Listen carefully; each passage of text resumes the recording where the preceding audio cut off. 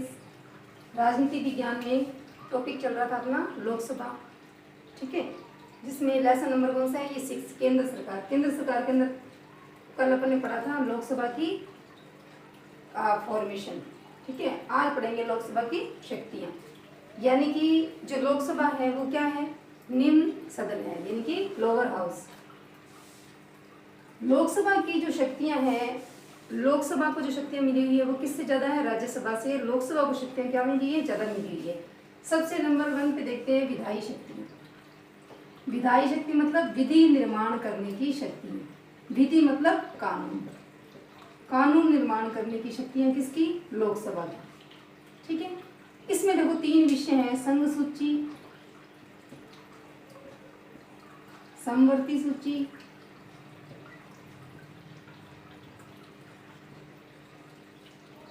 ठीक है, और अवशिष्ट विषय।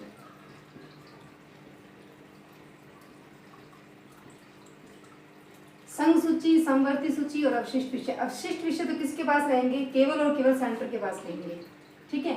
संघ सूची, संघ सूची भी केवल और केवल किसके पास रहेंगे, सेंटर के पास, यानी कि लोकसभा के पास। यानी कि लोकसभा किन विषयों पर कानून बनाएगी, संघ सूची के विषयों पर। समवर्ती जो सूची है उस पर राज्य भी कानून बना सकता है, और क्या कर सकता है, राज्य भी कानून बना सकती है और लोकसभा भी कानून बना सकती है, यानी कि संसद भी कानून बना सकता है, और जो राज्य की विधानसभाएं हैं वो भी इस पे कानून बना सकती है। यह है समवर्ती भी।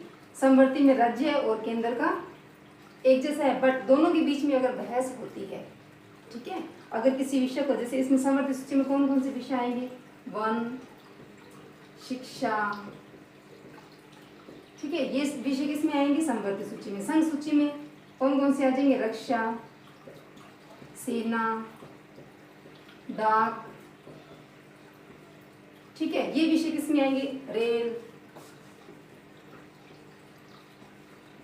ये विषय आएंगे संघ सूची में। यानी कि इन विषयों पर कानून संघ सूची में तो केवल और केवल कानून कौन बनाएगा, केवल और केवल पावर किसको मिली है, लोकसभा को, ठीक है। समवर्ती सूची के अंदर कानून कौन बनाएगा, दोनों के पास पावर है, परंतु दोनों के बीच में अगर बहस है तो किसकी ज्यादा चलेगी, सेंटर की ज्यादा चलेगी।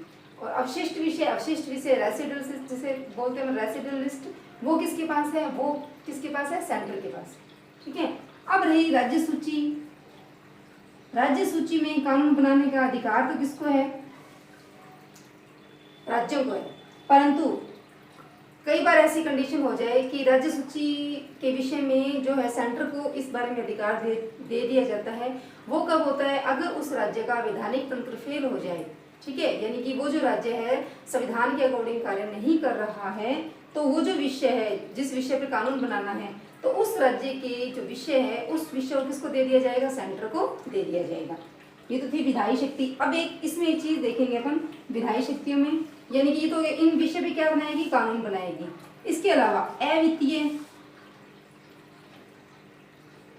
अवित्तीय जो विषय है, यानी कि इसके ऊपर बिल जिसे अपन कहेंगे, ये जो पास करने हैं ये कहाँ लाएंगे, अवित्तीय कहाँ लाए जा सकते हैं, संसद के किसी भी सदन में लाए जा सकते हैं, ठीक है। राज्यसभा में भी ला सकते हैं और लोकसभा में भी लाए जा सकते हैं।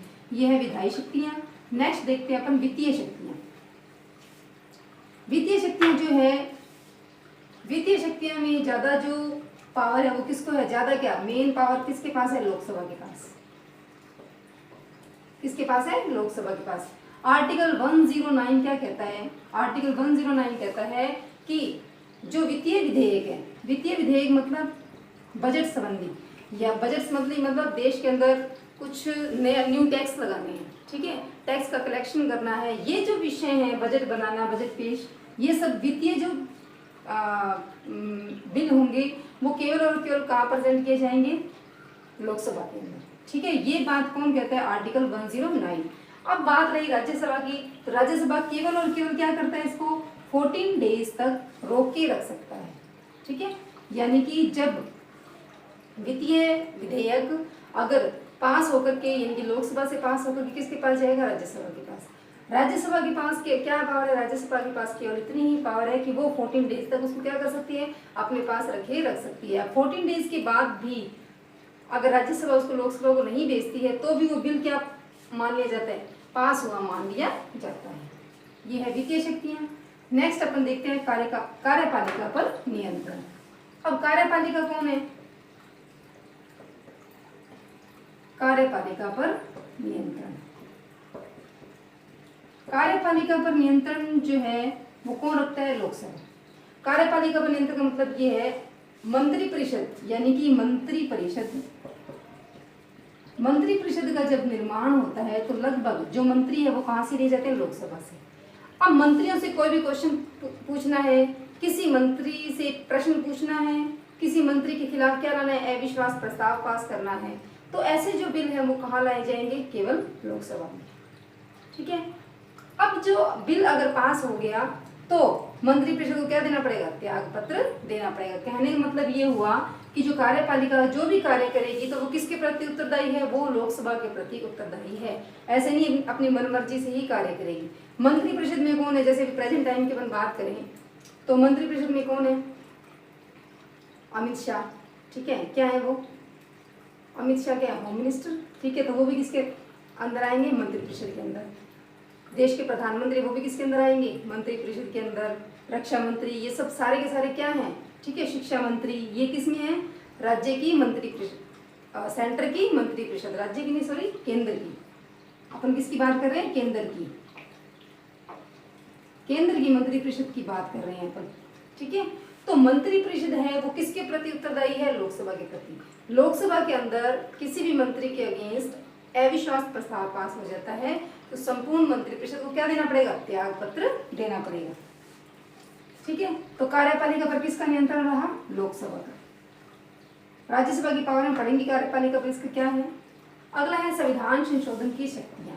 संविधान संशोधन की अगर बात करते हैं अपन तो संविधान संशोधन की शक्तियों में राज्यसभा और लोकसभा दोनों को सेम पावर है। ठीक है, संविधान संशोधन की शक्तियां। अब देखिए इसमें आर्टिकल 368 क्या कहता है? आर्टिकल 368 कहता है कि संविधान के अंदर कोई अमेंडमेंट करना है, संशोधन करना है, तो जो बिल है वो कोई भी प्रपोजल जो है, प्रस्ताव जो है, राज्यसभा में भी ला सकते हैं और लोकसभा में भी लाया जा सकता है। संविधान संशोधन संबंधी शक्ति केवल जो राज्य हैं, राज्य की जो विधान मंडल जो हैं उनको इस विषय में कोई भी पावर नहीं दी गई। कहने का मतलब ये है कि संविधान संशोधन संबंधी जो शक्ति है वो किसके पास है? संसद के पास। ठीक है, अब इसमें लोकसभा के पास भी पावर क्या है? सेम है। और राज्यसभा के पास भी पावर क्या है? सेम है। अगर बिल लोकसभा से पास हो गया संविधान संशोधन का, अगर वो राज्यसभा में जाता है तो राज्यसभा क्या कर सकती है? उसके पास पावर है कि वो उस बिल को पास नहीं करे। तो राज्यसभा से अगर बिल पास नहीं हुआ तो वो बिल पास हुआ नहीं माना जाएगा। तो ये रही संविधान संशोधन की शक्तियां। आर्टिकल 368 क्या कहता है कि संविधान संशोधन की जो शक्तियां हैं वो किसके पास है? संसद के पास है। क्लियर। नेक्स्ट अपन देखते हैं लास्ट इसका निर्वाचक मंडल के रूप में। निर्वाचक मंडल के रूप में निर्वाचक मंडल के रूप में जो पावर है, यानी कि उपराष्ट्रपति का चुनाव करने। किसका? उपराष्ट्रपति का। तो उपराष्ट्रपति का चुनाव करने के लिए तो राज्यसभा और लोकसभा के जो सदस्य हैं, निर्वाचित सदस्य, दोनों भाग लेंगे इसके अंदर। किसके अंदर? उपराष्ट्रपति का चुनाव करने के लिए। परंतु राष्ट्रपति का चुनाव करने के लिए आर्टिकल जो 54 है, आर्टिकल 54 क्या कहता है? राष्ट्रपति का चुनाव जब किया जाएगा तो इसमें लोकसभा के निर्वाचित सदस्य, राज्यसभा के निर्वाचित सदस्य और राज्यों की विधानसभाओं के निर्वाचित सदस्य। इसमें मैंने बार बार एक वर्ड यूज कर रही हूँ, क्या? निर्वाचित सदस्य। निर्वाचित सदस्य का मतलब ये है कि जो लोकसभा, राज्यसभा और विधानसभा के सदस्य मनोनीत किए जाते हैं वो राष्ट्रपति के चुनाव में भाग नहीं लेते हैं। ये तो है लोकसभा की पावर। नेक्स्ट इसमें अपन देखते हैं राज्यसभा का फॉर्मेशन और राज्यसभा की शक्तियाँ।